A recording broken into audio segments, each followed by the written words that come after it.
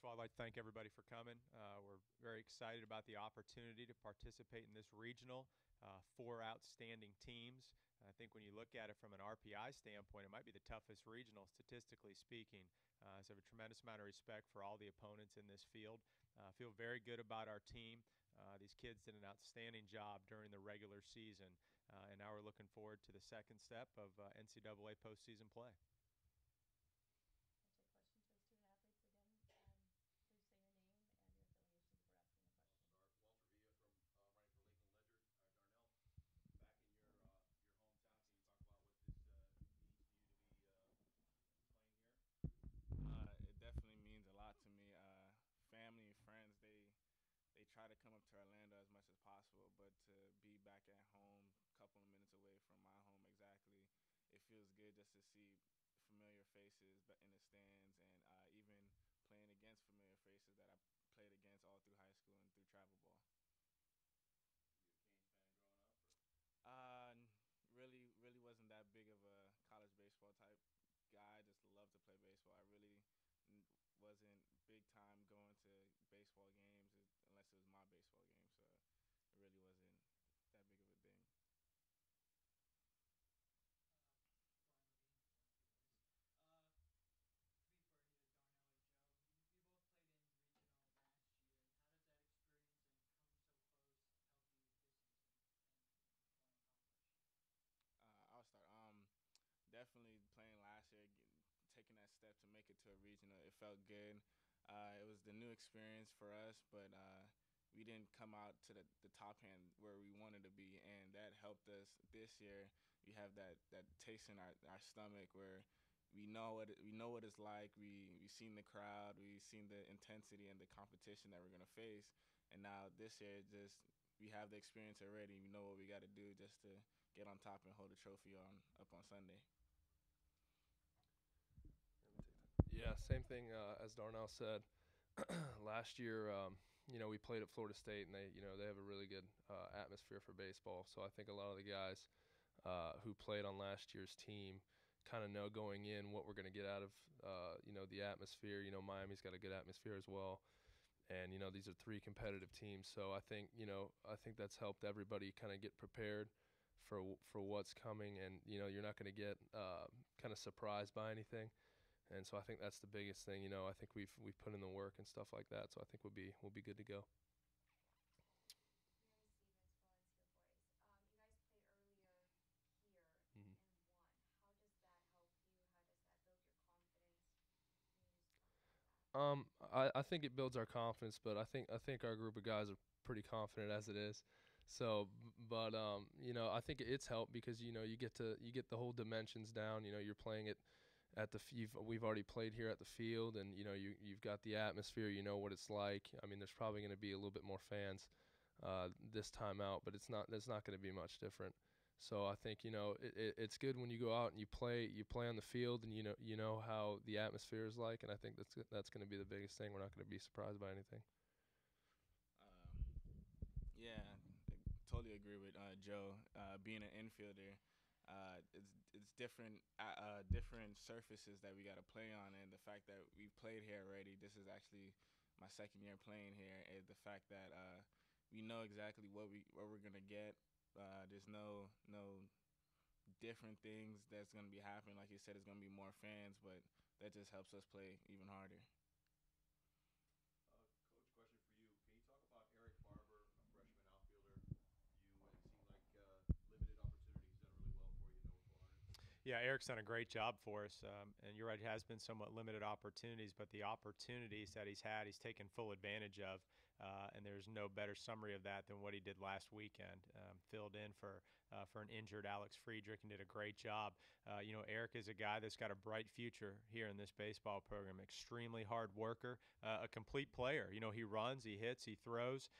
His future for us as he continues to move forward is likely on the corner outfield spots. But just an awesome young man, a great representative of our program, and he's got a very bright future for us. Do you plan to start him this weekend? I'm not sure yet. We've got to, we'll continue to see where we are. But like I said, no matter what the opportunity, that Eric has, he's always made the most of it. So whether it's as a starter or a pinch hit role or a sub, wherever it is, I feel very confident because in those different situations, he's made the most of it. How's he been able to transition so quickly from being at high school last year to this year? Well, I think first and foremost, I mean, number one, anybody would tell you it's the speed of the game. As anybody as a freshman, and these guys will tell you a couple years ago, when you, no matter what your talent level is, when you come into a new situation as a freshman, it's not easy, and there's certainly a learning curve. But Eric did very well in the fall, and again did very well in the spring for us and the opportunities that he's been given. So we're expecting big things from him. You said as of Monday, 1 p.m., you didn't really know too much about Missouri State. What did you learn about them this week in your preparation for them? They're an outstanding team. They're a very well balanced team. Statistically speaking, when you look at them, obviously they have one of the best pitching staffs, if not the best pitching staff in the entire country. And they're a veteran team, especially from a position player standpoint. So obviously, it's going to be a great challenge for us. I had a little bit on a personal note, a little bit of familiarity with them from when I was at Notre Dame. I know those guys are outstanding coaches. They've got outstanding players. And as I said, I think when you look at them first and foremost, the one thing that catches your eye is their outstanding pitching staff. So I know tomorrow that we're going to have an opportunity to compete against one of the best pitchers in the entire country, and we're looking forward to that. But obviously, we have a tremendous amount of respect for their program and the way they play the game. There's a little bit of focus on how good their starting pitcher is going to be tomorrow, but you chose Ben Lively. Mhm. He's pretty good himself. Can you talk about your decision to start Ben Lively in the first game? Yeah, well, obviously, Ben has pitched very well for us throughout the year, and you look at Ben, at the beginning of the year, beginning of this season, and you guys have obviously followed us, the whole year.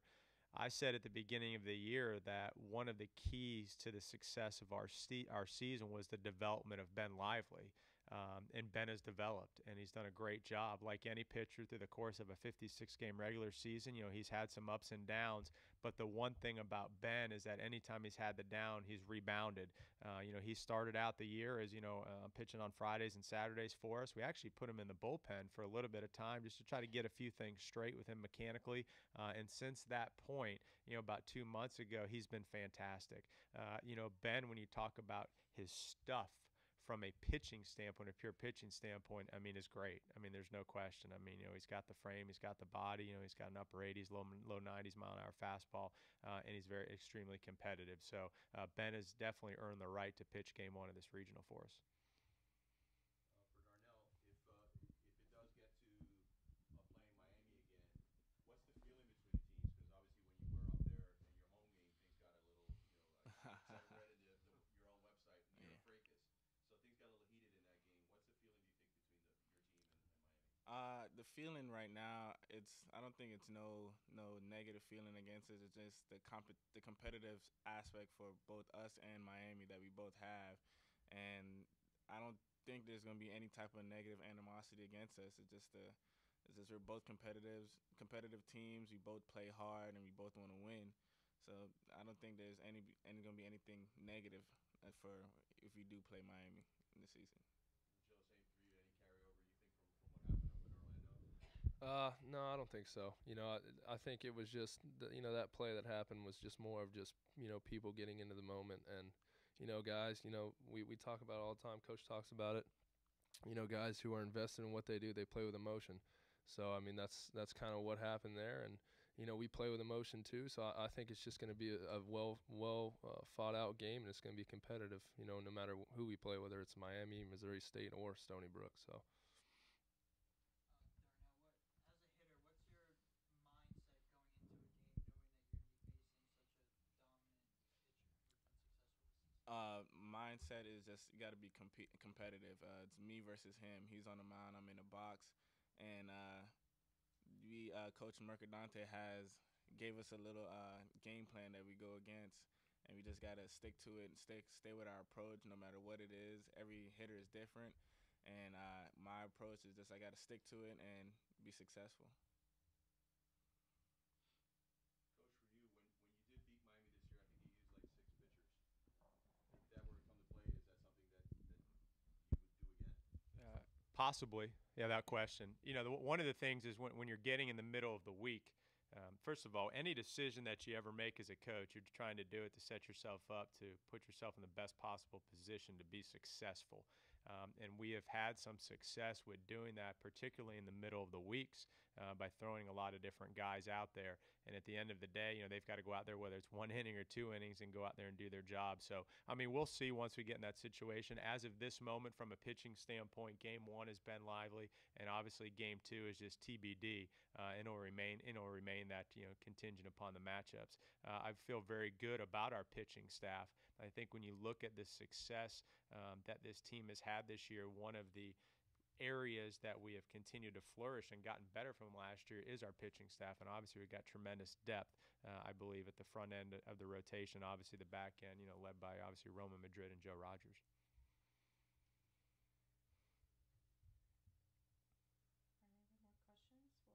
questions for Coach or the student athletes? All right, thanks.